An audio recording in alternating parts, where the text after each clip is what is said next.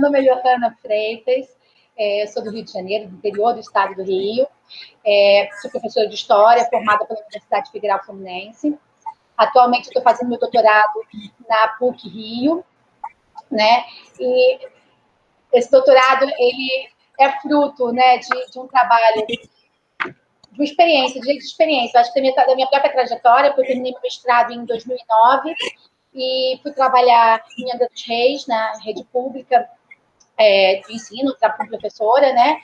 Então, eu fiquei bastante tempo afastada da academia e resolvi voltar para o doutorado e trouxe para, como tema de pesquisa, né, o Vale do Paraíba, as fazendas do Vale do Paraíba, meio que como fruto de um diálogo que eu tinha com as comunidades jongueiras do Sudeste, a partir de uma experiência como bolsista do Plantão de Cultura do Jongo, que é o programa de salvaguarda do jongo, né, no Sul Fluminense.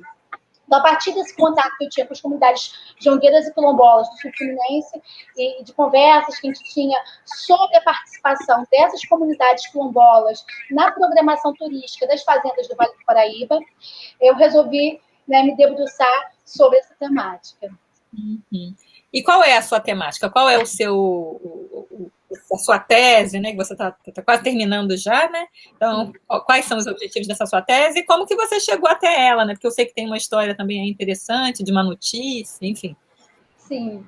Então, o meu foco é ensino de história pública, e principalmente trabalhar com as narrativas da escravidão no turismo de memória, nas fazendas históricas, né? E aí eu dialogo as fazendas do Vale do Paraíba no Brasil, Rio de Janeiro, né? Vale do Paraíba Fluminense, destacando isso, porque tem o Vale do Paraíba de São Paulo, eu estou falando do Vale do Paraíba Fluminense, com as fazendas do tipo Salto dos Estados Unidos, aí a região do Louisiana e Mississippi, né? Que também são fazendas, enfim, plantations que se dedicavam ao algodão e cana-de-açúcar, e que hoje trabalham com turismo. No Vale do Paraíba, a gente tem as fazendas de café. Bem, inicialmente, a minha ideia era trabalhar apenas com o Vale do Café, e eu queria trabalhar com os museus. Por que museus? Porque essas fazendas transformaram a Casa Grande no museu. Então, hoje, quando elas abrem, né, para visitação, a joia da visitação, né, a cereja do bolo, o momento mais importante é a Casa Grande e o acervo que tem dentro dessa casa. Então, eu queria entender quais são as narrativas que estavam sendo enfocadas. Isso foi em 2016, 2017, quando eu estava escrevendo o projeto. E aí, no final de 2016, teve uma denúncia feita por uma jornalista do Intercept Brasil, da Fazenda Santa Eufrásia, que fica em Vassouras, no Vale do Paraíba. Bem, que denúncia foi essa? Ela denunciava a fazenda por práticas racistas no seu turismo, né, nas suas práticas turísticas. E aí, a partir dessa denúncia que foi feita nas redes sociais, a coisa viralizou, né? Assim, foi replicado em jornais no Brasil e no exterior, e, como desdobramento, acabou num inquérito civil movido pelo Ministério Público, né, envolvendo a Fazenda Santa Eufrásia. Nesse inquérito civil foram feitas várias audiências com a proprietária da fazenda, com outros fazendeiros da região, entendendo que essa prática não era uma prática exclusiva de uma fazenda, mas de um circuito de fazendas históricas que exploravam esse passado, né, oitocentista, escravocrata, cafeeiro. Então, nessas audiências públicas, foi convocada a sociedade civil para participar, movimento negro, comunidades quilombolas da região, e, como desdobramento, chegou-se a um termo de ajustamento de conduta. O que é um termo de ajustamento de conduta?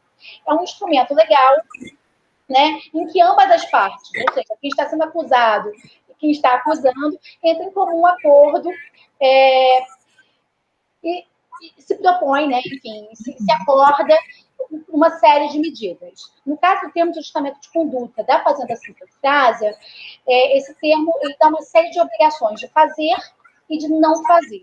Então, a partir desse termo, fica definido, por exemplo, que a Fazenda Santa Eufrásia não pode mais fazer visitas guiadas com funcionários vestidos como escravizados.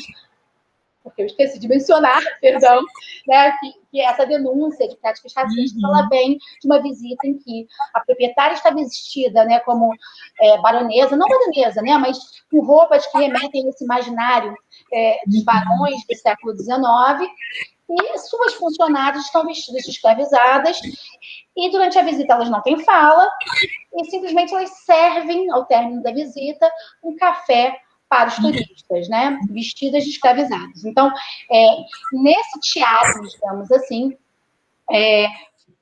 leva ao termo de ajustamento de conduta. Então, nesse termo de ajustamento, nas práticas de não fazer, por exemplo, fica a proibição dessa prática de caracterizar os seus funcionários como escravizados durante a visita guiada. Outra coisa que fica definido, por exemplo, aí já no lado de coisas por fazer, né, obrigação de fazer, colocar placas na fazenda como um dever de memória, em homenagem aos escravizados que moraram naquela fazenda, que trabalharam, que construíram aquela fazenda. Então, foi feito um levantamento no inventário, né? Foi colocada uma placa com o nome de todos os escravizados da fazenda e contando, né, ali logo de início, na entrada da fazenda, que aquele espaço é um espaço onde aconteceu um crime contra a humanidade. Né? Por exemplo, incluía durante a visita guiada materiais produzidos pelas comunidades negras do entorno, né? E por aí vai. Bem, esse termo de ajustamento de conduta, ele como desdobramento, ele teve uma carta de recomendação. O que é isso? O termo de ajustamento, ele é um instrumento legal, né?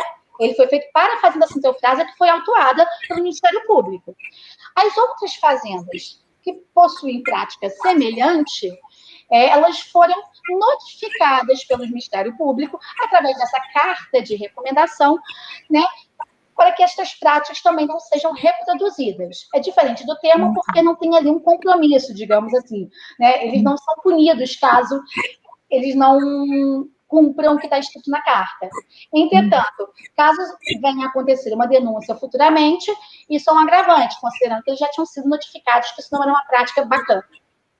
Essa é a lógica. Então, a partir desse termo de ajustamento de conduta, eu redirecionei o meu olhar, né, nessa pesquisa para entender que essas narrativas, né, do Vale do Paraíba, elas estão para além dessa disputa e esse enfrentamento de narrativa dentro da Casa Grande, né? Mas no próprio espaço da fazenda e do entorno, né? Quais são as narrativas e quem, né, está à frente dessa narrativa? E por que eu falo enfrentamento e disputa?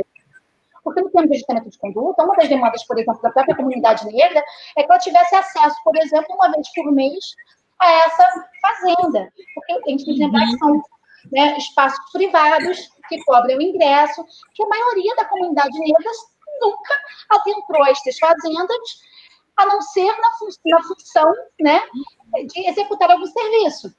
Né? O público que consome aquele espaço não lhe pertence. Então, é você repensar também né, o acesso a esses espaços e a significação desses espaços, né? Para essas comunidades negras ter acesso a esse espaço, é ter acesso a um espaço de memória dos seus antepassados, né? E é muito interessante. Não, quando você falou da primeira vez desse seu tema e tal, e a questão do turismo, né? Qual é o termo que usa? Turismo? Turismo de memória. Turismo de memória, mas também você já falou sobre turismo de experiência. Turismo de memória, turismo de experiência. Turismo de experiência, turismo de memória e turismo cultural. Eu confesso, não sei se você lembra da cara de espanto que eu fiz, porque para mim é muito, muito difícil entender que as pessoas façam turismo nesses lugares. Eu acho que a gente já teve essa conversa algumas vezes. E assim, eu tenho muita dificuldade de lidar com essa prática das pessoas que vão para. Acho que são, em maioria, pessoas brancas, concorda? Sim. Consumir uma memória que, na verdade, foi a memória de dor de uma grande parte da população, no caso, pensando na brasileira. Então, eu queria que você falasse mais um pouquinho sobre isso, sobre a complexidade desse conceito. Pois é, né? Para a gente pensar essa questão do turismo, né? Assim, tem até que pensar como é que surge esse mercado turístico, né? E aí, no meu caso, eu estou falando do Brasil e dos Estados Unidos, né? São momentos diferentes e conjunturas diferentes.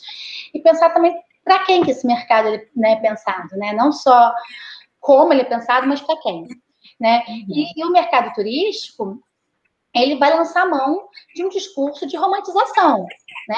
Então, esse Vale do Paraíba Fluminense, ele vai ser vendido como? Ele é vendido como a terra dos barões, né? É o espaço que você ainda consegue recuperar a áurea do império, né? E aí você vende quais são as palavras que vão surgir, né? Quais são os conceitos? Glamour, né?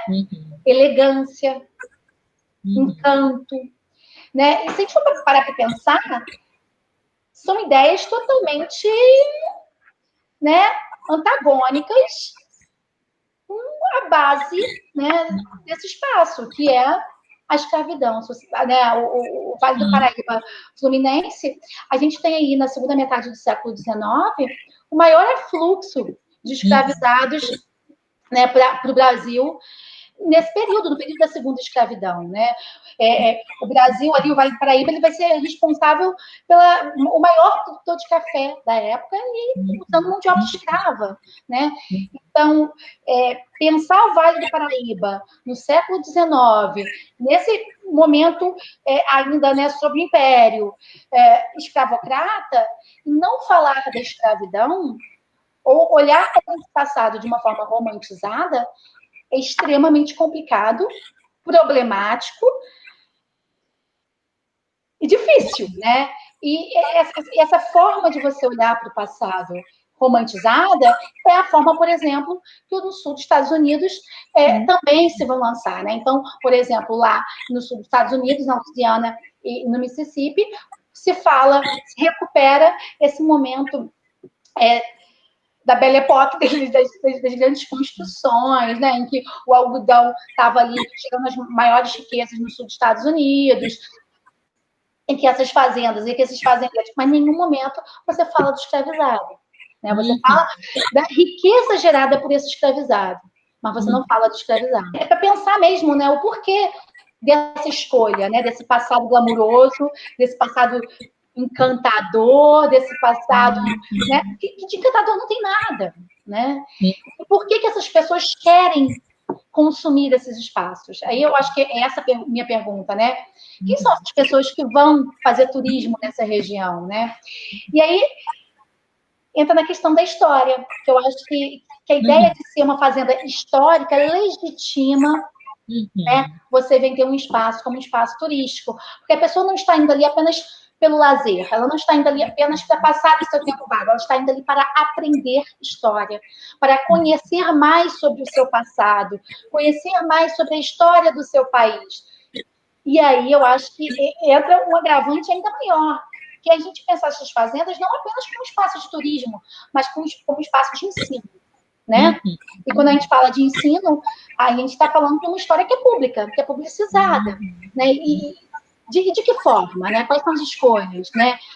E aí esses grandes heróis, né? Essa elite, essa narrativa, ela vai sempre permear, né, essas escolhas. Perdão, você fica mais cedo aí que aqui. Vamos manter aí notícias, sim. Obrigada a você, viu? Bom, obrigada. Beijo grande. Tchau.